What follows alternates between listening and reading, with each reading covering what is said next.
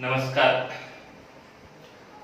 आज के लेक्चर में अपन मॉडर्न फिजिक्स मतलब dual nature of radiation and matter का दूसरा पार्ट डिस्कस करेंगे। तो उससे पहले I hope you all saw the yesterday's lecture and you have understand. So कल के लेक्चर आप सभी देखे होंगे और आपको समझा होगा, सब उम्मीद करता हूँ। सो क्योंकि कल के लेक्चर जो फंडामेंटल है उससे ही अपने को आगे के लेक्चर में बहुत इंपॉर्टेंट होगा। तो कल के लेक्चर में अपन इंटरैक्शन मतलब कैसा रेडिएशन को और मैटर को ड्यूअल नेचर होता है ये मानते, कौन से साइंटिस्ट ने बताया और ये ड्यूअल नेचर में कौन सा थ्योरी यूज किए। तो यहाँ पे फोटो इलेक्ट्रिक इफेक्ट अपना जो मेजर पार्ट है उसे एक्सप्लेन करने के लिए कौन सा थ्योरी यूज किए, तो क्वांटम थ्योरी ऑफ लाइट। और उसमें क्या बताया कि light will travel in the form of energy packet called photon. तो अपन कल के लेक्चर में ये फोटोन के बारे में एक्सप्लेन किए थे और वो फोटोन के बारे में जब अपन एक्सप्लेन किए थे तो ये बताए थे कि फोटोन के प्रॉपर्टीज बताए थे, जैसा कि rest mass is 0, it will travel with the speed of light and it has an energy of E equal to h nu is equal to hc by lambda और उसका मोमेंटम होता है p is equal to h by lambda and its charge is 0, electrically neutral. So ऐसे कुछ properties अपन बताए थे और वो एनर्जी का फार्मूला भी अपन लिखे थे। तो यहाँ पे कुछ क्वेश्चंस है, so we'll solve these questions so you may get a little bit clarity. तो देखिए एक क्वेश्चन है, ये क्वेश्चन ऐसा है कि calculate the number of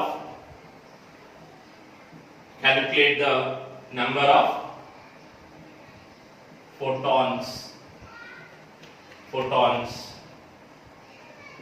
emitted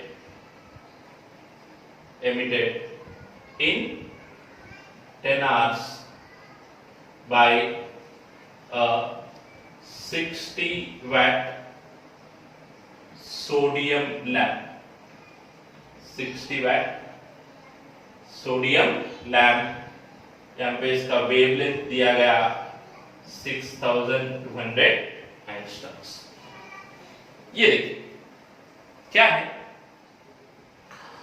सो हम पे सोडियम लैंप है जिसका पावर मतलब वोल्टेज 60 वाट है। तो उससे लाइट आती है, कितना वेवलेंथ का लाइट आती है 6200 एंगस्ट्रम का लाइट आती है। तो अब ये कैलकुलेट करना है कि the number of photons emitted in 10 hours। तो ये जो लैंप है 10 घंटे में कितने नंबर ऑफ फोटॉन्स को एमिट करेगा, ये बहुत ही इंपॉर्टेंट है क्योंकि कितने फोटॉन्स एमिट होंगे उसके ऊपर अपन बहुत सारा डिस्कशन होता है। तो देखिए यहाँ पे नंबर ऑफ फोटॉन्स का फार्मूला ये, नंबर ऑफ फोटॉन्स का फार्मूला कल आपको बताया था मैंने। नंबर ऑफ फोटॉन्स मतलब क्या होता है, टोटल एनर्जी इन 10 hours, मतलब 10 घंटे में कितना एनर्जी इंसिडेंट होता है, रिलीज होता है by energy of each photon. समझो 10 फोटॉन्स है तो energy of 10 photons by energy of 1 photon मतलब क्या होता है 10 आता है। वैसा ही so number of photons, okay, number of photons is equal to total energy in time by energy of each photon. तो पहले एनर्जी ऑफ ईच फोटॉन का फार्मूला अपन फाइंड आउट करते हैं। क्या है, E is equal to hc by lambda, ठीक है, एनर्जी ऑफ ईच फोटॉन। तो इसको अपन कल सिंप्लीफाई करके लिखे थे क्या 12,400 बाय लैम्डा इन एंगस्ट्रम्स। जब लैम्डा एंगस्ट्रम्स है तो एनर्जी कैसा आता है, इलेक्ट्रॉन वोल्ट में आता है। तो देखिए दिस इज 12,400 बाय लैम्डा कितना है 6,200 है, 6,200 ये क्या होता है इलेक्ट्रॉन वोल्ट। 6,200 मतलब कितना होगा, सीधा सीधा 2 इलेक्ट्रॉन होता है, क्या है 2 इलेक्ट्रॉन वोल्ट। देखिए यहाँ पे टाइम सेकेंड्स में लेंगे तो एसआई यूनिट, ये पावर एसआई यूनिट्स में, तो इसे भी एसआई यूनिट में लिखेंगे। तो एसआई यूनिट में मतलब क्या करना पड़ता है 2 into 1.6 into 10 to the power of -19 joules, क्योंकि कल के लेक्चर में आपको बताया था 1 इलेक्ट्रॉन वोल्ट का मतलब होता है 1.6 into 10 to the power of -19 joules. अब ये कितना हो गया, this is 3.2 into 10 to the power of -19 joules. This is the energy of each photon. अब यहां पे सब्स्टिट्यूट करेंगे तो क्या आता है, देखिए total number of photons incident in 10 hours is equal to total energy. Energy मतलब जनरली क्या लिखते हैं अपन, पावर इनटू टाइम, क्योंकि यहां पे पावर दिया हुआ है। So power into time, power कितना है 60, टाइम कितना है 10 hours. In every hour there are 3,600 seconds by energy of each photon is 3.2 into 10 to the power of -19। ये देखिए 36 into 6, 36 into 6 कितना होता है 216, क्योंकि 36 are 180, 6 6 are 36, 180 plus 36 is 216। देखो 0 से 1 2 3 4 मतलब कितना हो गया 10 to the power of 4 by 3.2 into 10 to the power of -9। अभी ये 32 है, वो 216 है। देखिए कैसा कैंसिल हो सकता है, इसको अगर अपन सिंप्लीफाई किए तो ये ऊपर लेके -19, इसको 32 लिख सकते हैं अपन, 32 लिखे तो -20 होता है, तो 24 क्या होगा 216 by 32 into 10 to the power of कितना है 24।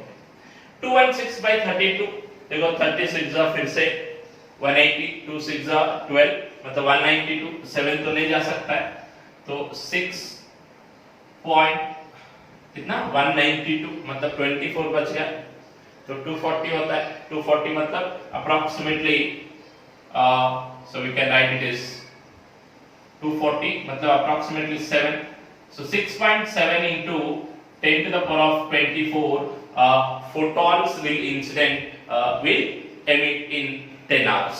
ये देखो 10 घंटे में अगर इस लैंप से वेवलेंथ इतना आ रहा है तो इतने नंबर ऑफ फोटॉन्स एमिट होंगे इन 10 hours। So this is the question, you can note down. Question क्या था, calculate the number of photons emitted in 10 hours by 60 watt lamp, 60 watt sodium lamp. I think you understood, simple सा question है। Question ये था कि अगर एक lamp light को एमिट करती है वेवलेंथ ऑफ 6,200, तो उस लाइट का पावर दिया गया, तो उस लाइट से कितने नंबर ऑफ फोटॉन्स एमिट होते हैं ये कैलकुलेट करना है। तो बेसिकली नंबर ऑफ फोटॉन्स का फार्मूला ये है कि total energy in given time by energy of each photon. इसको ऐसा भी लिख सकते हैं आप, number of photon per second, क्या है कल फार्मूला लिखे थे अपन, number of photons per second is equal to total energy by energy of each photon। so this is the question and its solution। ये देखिए अब दूसरा क्वेश्चन है, सिंपल सा क्वेश्चन, आपकी थोड़ा सा वो फार्मूला कैसा यूज करना ये समझाने के लिए आपको एक क्वेश्चन दिया मैंने। If wavelength of radiation if wavelength of radiation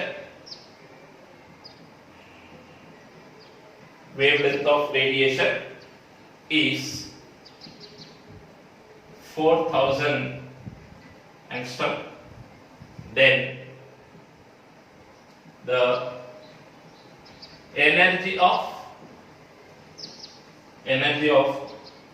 photon is, देखिए अगर एक रेडिएशन मतलब लाइट एमिट हो रहा है जिसका वेवलेंथ 4000 एंगस्ट्रम से, तो उस लाइट में से जो फोटोन एमिट होता है उसका वेवलेंथ कितना ये फाइंड आउट करना है। तो डायरेक्ट क्वेश्चन, तो ये क्वेश्चन क्यों लिया ये आपको मैंने बताता हूं। E is equal to hc by lambda, 12,400 by lambda in angstroms, so 12,400 by कितना है 4000, okay 4 3s are 1200 और 4 3s are 12, so 4000 मतलब ये कितना हो जाता है 3.3 मतलब 12,000, ओके 0.1 लिए तो 400, so 3.1 इलेक्ट्रॉन वोल्ट। ये देखो ये इलेक्ट्रॉन वोल्ट में आता है इलेक्ट्रॉन। ये क्वेश्चन ऐसा लिया था कि यहाँ पे जब फोटोन एक मेटल सरफेस के ऊपर इंसिडेंट होता है तो मिनिमम एनर्जी लगेगा, तो एनर्जी कितना लगता है ये आपको बताने के लिए, मतलब विजिबल लाइट सफिशिएंट है या यूवी लाइट होना है ये बताने के लिए आपको मैंने ये क्वेश्चन लिया था, ताकि next when I say for a metal of caesium के ऊपर अगर विजिबल लाइट एमिट हुआ, विजिबल लाइट इंसिडेंट हुआ तो एनर्जी सफिशिएंट होता है। अगर दूसरा मेटल है तो यूवी लाइट का जरूरत पड़ता है। तो ये कैसा पता चलता है कि वो इस एनर्जी से पता चलता है, ताकि ये एनर्जी उस मेटल से इलेक्ट्रॉन निकालने को सफिशिएंट है या नहीं। तो ये बाद में हम डिस्कस करेंगे। तो ये दो क्वेश्चन सिंपल सा क्वेश्चन है, एनर्जी और नंबर ऑफ फोटॉन्स। तो कल अपन इंटेंसिटी के फॉर्म में लिखे थे, आज अपन पावर के फॉर्म में लिखे। So this are the two questions. So आप होना है तो नोट कर सकते हैं। I think you understand. बहुत ही सिंपल है, आप इस तरह के क्वेश्चन प्रैक्टिस कर सकते हैं। आपके बुक में, हर एक बुक में इस तरह के बहुत सारे क्वेश्चंस होंगे। सो नीट में भी अगर क्वेश्चन आता है तो डायरेक्ट ऐसा ही क्वेश्चन आता है, डायरेक्ट सिंपल सा क्वेश्चन आता है ऐसा ही। तो आप प्रीवियस पेपर के क्वेश्चन में भी देख सकते हैं, ऐसे क्वेश्चंस होंगे, कंपल्सरी होते हैं। So next we will come to a topic, बहुत इंपॉर्टेंट टॉपिक है, फोटो इलेक्ट्रिक इफेक्ट। क्या है फोटो इलेक्ट्रिक इफेक्ट? तो what is photoelectric effect? ये फोटो इलेक्ट्रिक इफेक्ट क्या होता है, जब किसी मेटल सरफेस के ऊपर a suitable frequency of light radiation अगर इंसिडेंट हुआ तो उस मेटल सरफेस से इलेक्ट्रॉन बाहर आता है, electron emission will takes place. तो इसे कहते हैं photoelectric effect, photoelectric effect. लेकिन ये इलेक्ट्रॉन एमिशन कैसा होता है, ये सुटेबल फ्रीक्वेंसी क्या होता है, ये डिस्कस करेंगे। So now we will discuss electron emission. Electron emission first, photoelectric effect में अपन क्या बता रहे हैं, इलेक्ट्रॉन एमिट होता है। तो इलेक्ट्रॉन कैसा एमिट होता है, फर्स्ट विल डिस्कस क्यों एमिट होता है, कब एमिट होता है, ये डिस्कस करने के बाद अपन फोटो इलेक्ट्रिक इफेक्ट में जाएंगे, ताकि आपको बहुत सिंपल हो जाएगा। इलेक्ट्रॉन एमिशन देखिए, सब कुछ मेटल्स अपन लेंगे, सभी मेटल्स में फ्री इलेक्ट्रॉन्स होते हैं, free electrons. All of you know what is free electron? Free electron का मतलब क्या होता है, मेटल के अंदर जो इलेक्ट्रॉन्स होते हैं विच आर लूजली बाउंड। क्या होते हैं? लूजली बाउंड, मतलब न्यूक्लियस से बहुत दूर होते हैं। सो वैलेंसी बॉन्ड इलेक्ट्रॉन्स भी कह सकते हैं अपन, बट यहाँ पे अपन सिंपली इतना कहेंगे कि loosely bound electrons. So the loosely bound electrons are called free electrons. क्या है? Free electrons. फ्री इलेक्ट्रॉन्स का मतलब क्या होता है? So this electron can move through out the volume in a metal. Metal के अंदर पूरा वॉल्यूम में वो घूम सकते हैं, लेकिन मेटल के बाहर नहीं आ सकते, मेटल सरफेस से बाहर नहीं आ सकते। सो ये एक इलेक्ट्रॉन है, ये इलेक्ट्रॉन इस मेटल में कहीं पे भी जा सकता है। It can move randomly in any direction, so it can reach or it can move to any position, but it cannot come out of the metal surface। ये metal surface से कभी बाहर नहीं आ सकता। देखिए अब एक ऑब्जेक्ट है,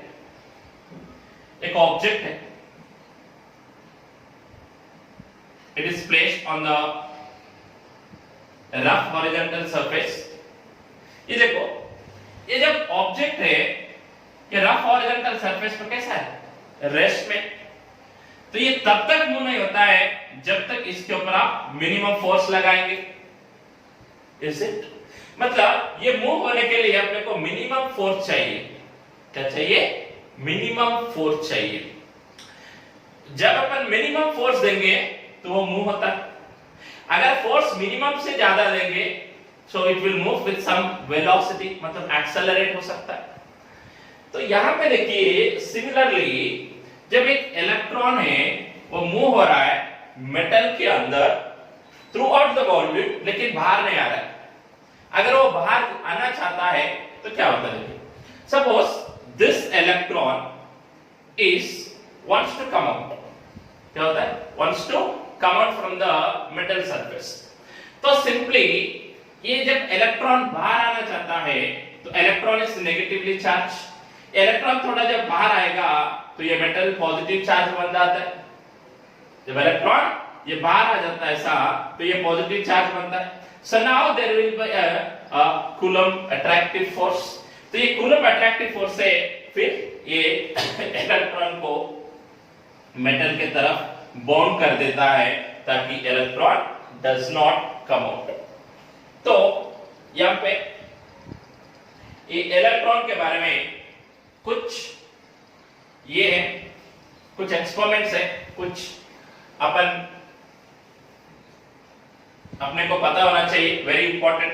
वो है देखो पहला 1870 में in 1870 cathode rays are discovered। क्या हुआ? 1870 में एक कैथोड रेस डिस्कवर्ड। तो कौन डिस्कवर किया? By William crook. लेकिन ये कैथोड रेस से इसको क्या लेना देना है? सो ये कैथोड रेस मतलब इट इज अ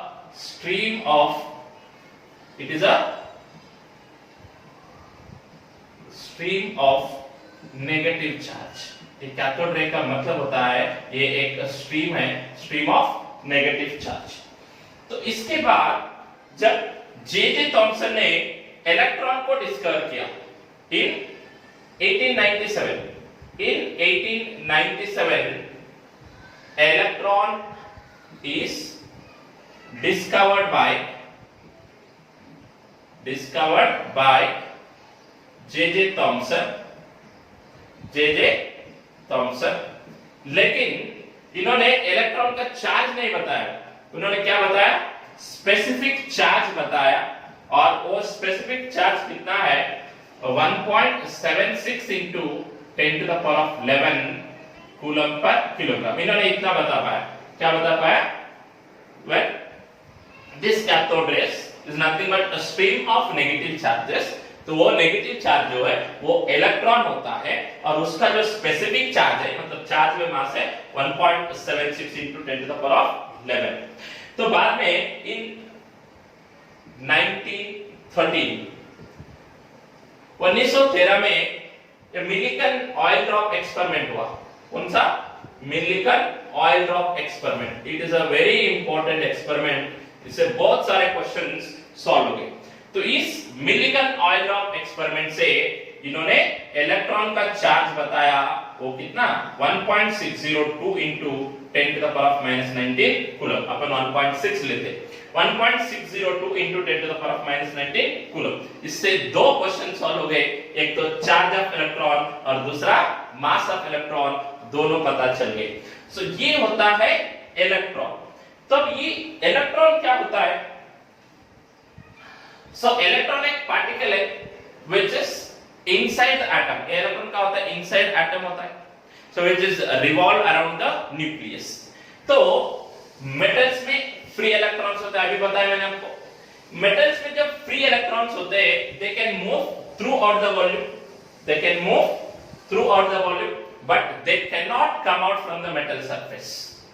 तो इस इलेक्ट्रॉन को मेटल सरफेस से बाहर निकालने के लिए क्या होना चाहिए? The minimum energy is required to escape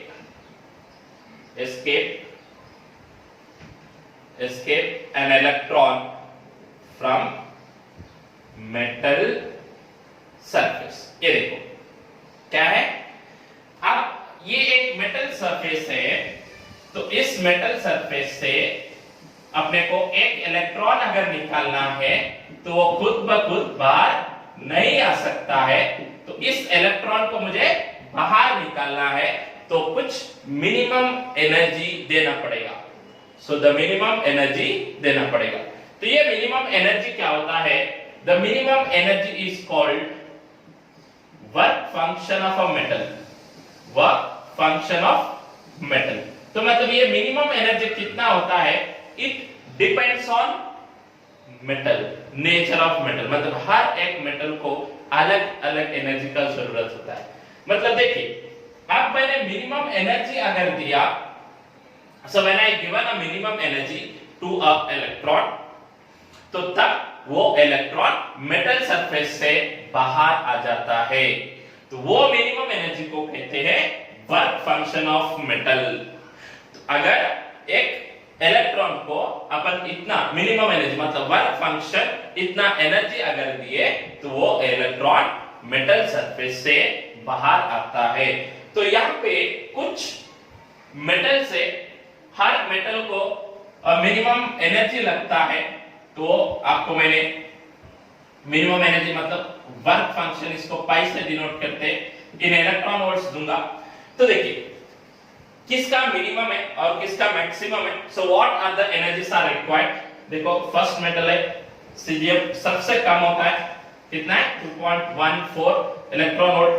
उसके बाद पोटेशियम 2.30, सोडियम 2.75, कैल्शियम 3.20,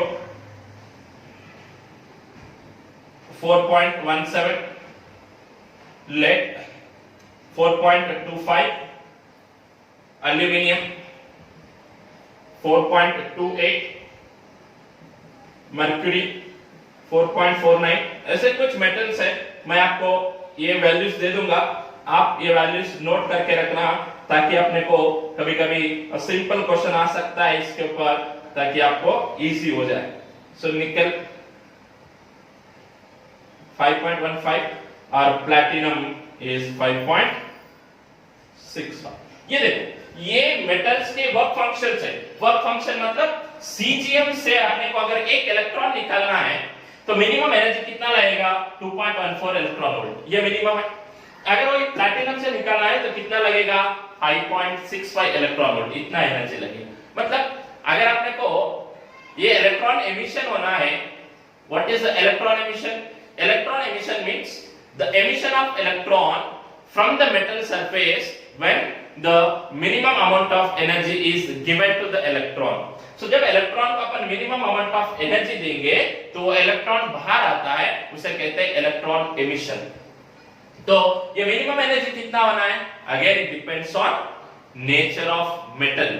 तो हर एक मेटल का अलग अलग वैल्यूज है, तो ये वैल्यूज के ऊपर डिपेंड होता है। देखो सीजीएम मतलब सबसे मिनिमम एनर्जी लगेगा 2.14, वही पोटेशियम है तो 2.30, वही सिल्वर है तो 4.7, निकेल है तो 5.515, वही प्लैटिनम है तो 5.65, इतना एनर्जी लगेगा।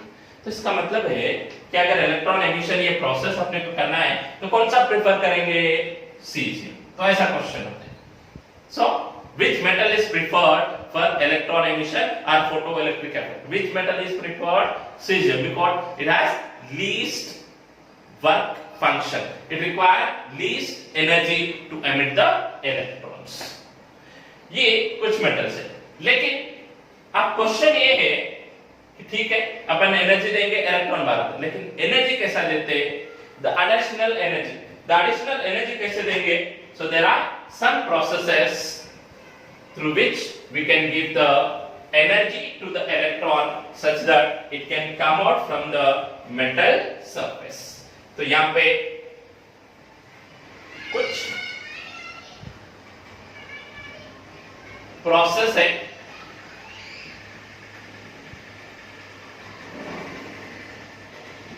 कुछ प्रोसेस है या कुछ तरीके हैं जिसके थ्रू अपन ये एनर्जी दे सकते हैं, required energy to the electron, ताकि अपने को इलेक्ट्रॉन बाहर आ सके। ये देखो, so there are three processes, कितने प्रोसेस है? थ्री प्रोसेस है। What are the three processes? We are thermionic emission, field emission, photoelectric emission. तो ये तीन प्रोसेस से अपन इलेक्ट्रॉन को एनर्जी दे सकते हैं। तो जब वो इलेक्ट्रॉन बाहर निकलेगा उसको बोलते हैं थर्मियोनिक, फील्ड और photo electric emission. So what is thermionic emission? ये थर्मियोनिक एमिशन मतलब जब आप एक मेटल को हीट करेंगे, so that the metal is heated up and the electron gets thermal energy. क्या होता है? Electron gets thermal energy. अगर ये थर्मल एनर्जी मिनिमम है, मतलब रिक्वायर्ड जितना चाहिए उतना अगर थर्मल एनर्जी इस इलेक्ट्रॉन को, फ्री इलेक्ट्रॉन को मिलेगा तो वो इलेक्ट्रॉन बाहर आता है। Again, the minimum energy depends on the nature of metal. तो सिंपली यहाँ पे ये मेटल को क्या करते हैं अपन? ये मेटल को हीट कर देते हैं ताकि इलेक्ट्रॉन को थर्मल एनर्जी मिले। तो ये इलेक्ट्रॉन जब बाहर आता है तो कितने इलेक्ट्रॉन्स बाहर आएंगे ये टेम्परेचर पे डिपेंड करता है। The number of electron comes out from the metal surface is again depends on temperature. So यहाँ पे जो इलेक्ट्रॉन्स बाहर आते हैं उसे कहते हैं थर्मल इलेक्ट्रॉन्स। क्या कहते हैं? Thermal electrons, because the electrons are emitted by the thermal energy, so that they are called thermal electrons. Next one we have field emission. What is field emission? Say again, it is the process in which we are giving energy. तो simply क्या है? एक process है जिसमें अपन energy देते हैं, different type of energy we are giving. So here in the first case we have given thermal energy, in the second case we are giving field energy. Field energy मतलब ये एक metal surface है जिसके अंदर free electrons है, तो यहाँ पे मैंने ऐसा इलेक्ट्रिक फील्ड अप्लाई कर दिया, large electric field, so that this is a plus and minus. तो अब यहाँ पे जब इलेक्ट्रिक फील्ड अप्लाई कर दिया, so that this electrons are accelerated by the electric field or you can say attracted by the electric field, so that they come out from the metal surface. तो एक कितना electric field चाहिए? So it is a order of 10 to the power of 8 volt per metre square, और यहाँ पे जो temperature है it is order of 2500 degree Celsius. So इतना एनर्जी, इतना इलेक्ट्रिक फील्ड जब अपन मेटल सरफेस पे अप्लाई करेंगे तो तब उस मेटल सरफेस से इलेक्ट्रॉन्स बाहर आ जाएंगे। So this is the field emission. यहाँ पे जो इलेक्ट्रॉन्स बाहर आते हैं those are called field electrons. इसको क्या बोलते हैं? Field electrons. So the electron coming out from the metal surface are called field electrons।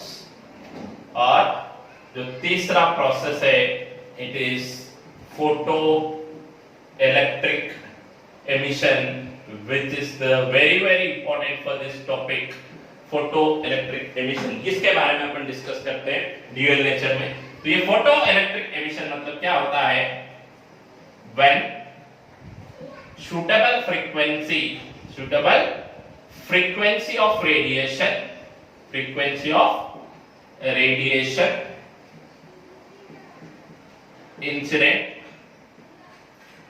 incident on metal surface, electrons will emit, is this phenomena is called photoelectric emission। ये देखिए, सो जब एक metal surface के ऊपर, ये metal surface से ऐसा free electrons है, तो इस फ्री इलेक्ट्रॉन्स या मेटल सरफेस के ऊपर ऐसा सुटेबल फ्रीक्वेंसी अगर इसका फ्रीक्वेंसी न्यू है तो इसका एनर्जी कितना होता है? E is equal to h new.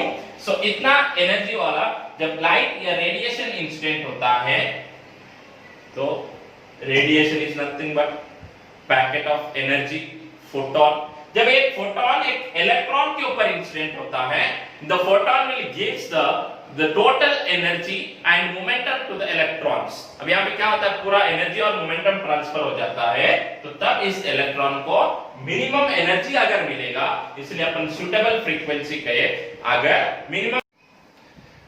अगर यहाँ पे मिनिमम एनर्जी मिलेगा तो इलेक्ट्रॉन एमिट होता है। तो यहाँ पे जो इलेक्ट्रॉन एमिट होता है उसे कहते हैं फोटो इलेक्ट्रॉन्स। यहाँ पे जो मिनिमम एनर्जी चाहिए उसे कहते हैं work function. For example caesium का वर्क फंक्शन है 2.14 electron volt.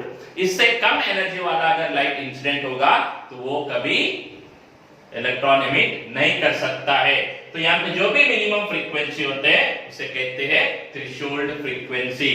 Okay, thank you and you all go through this lectures very carefully, ताकि आपको नेक्स्ट लेक्चर क्लियरली समझ में आए।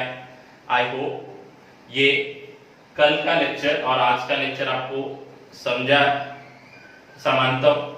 अगर कुछ भी डाउट्स है तो आप क्लैरिफाई कर सकते हैं। Thank you.